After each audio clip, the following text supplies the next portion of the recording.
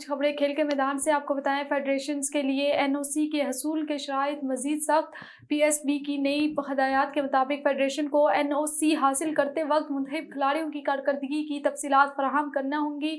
Federation کو کھلاڑیوں کی پروفائلز میں یہ واضح کرنا ہوگا کہ ان کا انتخاب کس بنیاد پر کیا گیا ہے۔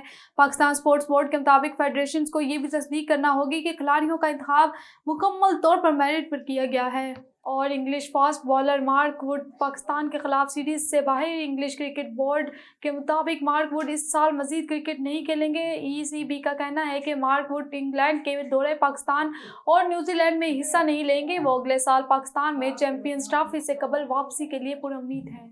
واضح رہے کہ مارک ووڈ کو رواں سال ویسٹ انڈیز کے خلاف سیریز میں کہنی میں تکلیف کی شکایت ہوئی تھی۔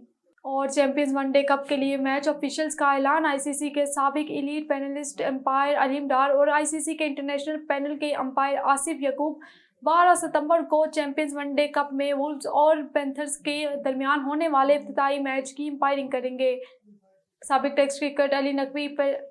سابق ٹیسٹ کرکٹر علی نقوی پلئنگ کنٹرول ٹیم کی قیادت کریں گے، جس میں ولید یعقوب اور ذوالفقار جان بھی تھرڈ اور فورتھ امپائر کے طور پر شامل ہوں گے۔